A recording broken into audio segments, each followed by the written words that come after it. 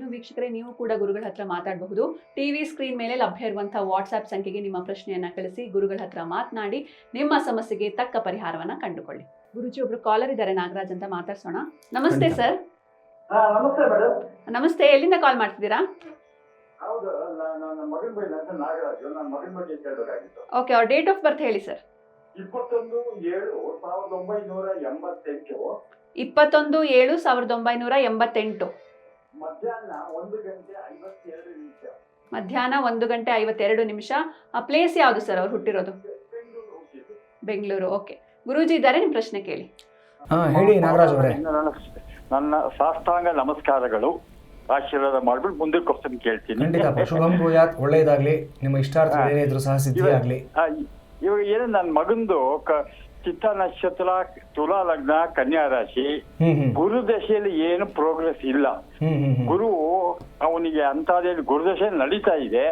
But ನನಗೆ ಗುರುದಶೆ ಬಗ್ಗೆ ಏನು ವಿಚಾರ ಬೇಡ. ಅವ್ರೇನ್ ಹೇಳ್ತಾರೆ, 3ನೇ ಮನೆ 6ನೇ ಮನೆ ಅಧಿಪತಿ ದುಸ್ಥಾನ 8ನೇ ಮನೆ ದುಡ್ಡು ಬರುತ್ತೆ. ಯಾರ್ದೋ ದುಡ್ಡು ಎಲ್ಲ ಮಂದಿ ಆಗ್ತವೆ, ಅಷ್ಟೇ ಆಗ್ತಾ ಇರೋದು ಈಗ. ದುಡ್ಡು ಬರುತ್ತೆ, ಯಾರ್ದೋ ದುಡ್ಡು. ಅವ್ನ ಸ್ವಂತ ಸಂಭಾವನೆ. ಸಾಫ್ಟ್ವೇರ್ ಇಂಜಿನಿಯರ್ ಇನ್ ಜರ್ಮನಿ.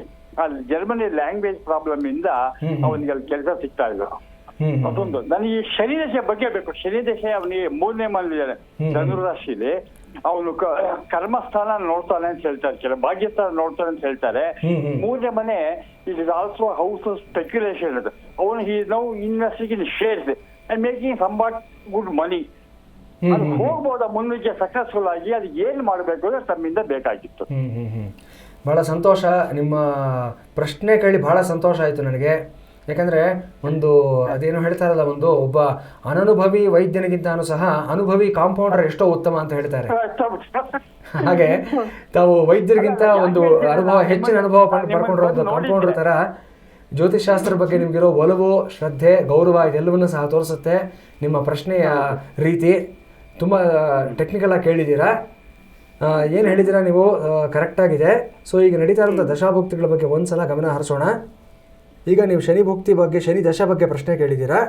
ಸೊ ನಿಮಗೆ ಗೊತ್ತಿರೋ ಪ್ರಕಾರ ಶನಿ ವಕ್ರಿನೂ ಸಹ ಆಗಿದ್ದಾನೆ ತೃತೀಯದಲ್ಲಿ. ಚತುರ್ಥಾಧಿಪತಿ ಪಂಚಮಾಧಿಪತಿ ಎರಡೂ ಆಗಿ ತೃತೀಯದಲ್ಲಿ ವಕ್ರಿ ಆಗಿದ್ದಾನೆ. ವಕ್ರಿ ಶನಿಯ ದೃಷ್ಟಿ ಪಂಚಮದ ಮೇಲೆ, ಲಗ್ನದಿಂದ ಪಂಚಮದ ಮೇಲೆ ಮತ್ತು ಭಾಗ್ಯದ ಮೇಲೆ ಹಾಗೂ ವ್ಯಯಸ್ಥಾನದ ಮೇಲೆ, ಇಷ್ಟರ ಮೇಲೂ ಸಹ ಇದೆ. ಇಷ್ಟರ ಮೇಲೂ ಇದೆ. ಸೊ ಜೊತೆಗೆ ಏನಂತಂದ್ರೆ ಗುರುವಿನ ಮನೆಯಲ್ಲಿ ಇದ್ದಾನೆ ಶನಿ. ಈಗ ನಡೀತಾ ಇರೋ ದಶಾನಾಥನ ಮನೆಯಲ್ಲಿ ವಕ್ರಿ ಶನಿ ಇರ್ತಕ್ಕಂಥದ್ದು. ಸೊ ಗುರುನ ನಾವು ನೆಗ್ಲೆಕ್ಟ್ ಮಾಡಕ್ ಆಗೋದಿಲ್ಲ. ಗುರುದೇಶ ಮುಗಿದೋಯ್ತು ಅಂತ ಹೇಳಿದ್ರು ಸಹ ಈ ಮೊದಲನೇದಾಗಿ ಗುರುವಿಗೆ ಪರಿಹಾರ ಮಾಡಿಕೊಂಡೇ ಮುಂದುವರಿಬೇಕಾಗತ್ತೆ. ಯಾಕಂದ್ರೆ ಜಾತಕದಲ್ಲಿರ್ತಕ್ಕಂಥ ಗ್ರಹಗತಿಗಳು ಪರ್ಮನೆಂಟ್ ಆಗಿ ಲೈಫ್ ಲಾಂಗ್ ಇರುವಂತದ್ದು, ನಿಮ್ಗೆ ಗೊತ್ತಿರೋ ಹಾಗೆ. ಸೊ ಅಷ್ಟಮದಲ್ಲಿರುವಂತಹ ಗುರು ಯಾವ ಭಾವದಲ್ಲಿರ್ತಾನೋ ಆ ಭಾವದ ಮೇಲೆ ನಕಾರಾತ್ಮಕವಾದ ಪ್ರಭಾವ ಹಾಕ್ತಾನೆ. ಆದ್ರೆ ಗುರುವಿನ ದೃಷ್ಟಿ ಯಾವ ಮನೆ ಮೇಲೆ ಬೀಳುತ್ತೋ ಆ ಮನೆ ಚೆನ್ನಾಗಿರುತ್ತೆ. ಸೊ ವ್ಯಯಸ್ಥಾನದ ಮೇಲೆ, ಧನಸ್ಥಾನದ ಮೇಲೆ ಮತ್ತು 7, 2, 9 ಸುಖಸ್ಥಾನದ ಮೇಲೆ ಗುರುವಿನ ದೃಷ್ಟಿ ಇದೆ. ಸೊ ಹಾಗಾಗಿ ಈ ಎಲ್ಲ ಅಂಶಗಳ ಮೇಲೆ ಅವ್ರಿಗೆ ನಿಗಾ ಚೆನ್ನಾಗಿರುತ್ತೆ. ಈ ಕ್ಷಣಕ್ಕೆ ಸ್ವಲ್ಪ ಖರ್ಚು ವೆಚ್ಚಗಳು ಜಾಸ್ತಿ ಆದರೂ ಸಹ ರಾಹು ಭುಕ್ತಿ ಸ್ಟಾರ್ಟ್ ಆಗಿರೋದ್ರಿಂದ, ರಾಹು ಅನ್ಎಕ್ಸ್ಪೆಕ್ಟೆಡ್ ಸೋರ್ಸಸ್ ಅಲ್ಲಿ ಇನ್ಕಮ್ ಕೊಡಿಸ್ತಕ್ಕಂಥವನು, ಗುಪ್ತ ನಿಧಿ ಕಾರಕ ಅಂತ ನಾನು ಹಲವಾರು ಬಾರಿ ಹೇಳ್ತಾ ಇರ್ತೀನಿ. ಸೊ ಅನ್ಎಕ್ಸ್ಪೆಕ್ಟೆಡ್ ಮತ್ತು ಕೆಲವೊಂದು ಅನ್ನೋನ್ ಸೋರ್ಸಸ್ ಇಂದ ಬರುವಂಥ ಸಾಧ್ಯತೆಗಳಿರುತ್ತೆ. ಪಂಚಮದಲ್ಲಿ ರಾಹು ಇದ್ರೂ ಸಹ ಲಗ್ನದಿಂದ ಗೋಚಾರದಲ್ಲಿ ತಗೊಂಡ್ರೆ ಉಪಚಯ ಸ್ಥಾನದಲ್ಲಿ ರಾಹು ಇದ್ದಾನೆ ಪ್ರಸ್ತುತ. ಅನುಕೂಲ ಆಗುತ್ತೆ. ಕೆಲವೊಂದು ಇವರಿಗೆ ವಿರುದ್ಧವಾಗಿದ್ದ ವ್ಯಕ್ತಿಗಳು ಮತ್ತೆ ಇವ್ರ ಜೊತೆ ಕಾಂಪ್ರಮೈಸ್ ಮಾಡ್ಕೊಳ್ತಕ್ಕಂಥ ಸಾಧ್ಯತೆ ಇರುತ್ತೆ. ನಾನು ಒಂದು ಅನುಷ್ಠಾನ ಹೇಳ್ತೀನಿ, ಅದನ್ನ ನೋಟ್ ಡೌನ್ ಮಾಡ್ಕೊಳ್ಳಿ. ಒಂದು 3 ನಕ್ಷತ್ರ ಹೇಳ್ತೀನಿ. ಮೊದಲನೇದಾಗಿ ಇವ್ರದ್ದು ಚಿತ್ತಾ ನಕ್ಷತ್ರ ಆಗಿರೋದ್ರಿಂದ ಮೂಲ, ಅಶ್ವಿನಿ, ಮಖ ಈ 3 ಇವರಿಗೆ ಸಾಧನ ತಾರೆಗಳಾಗುತ್ತೆ.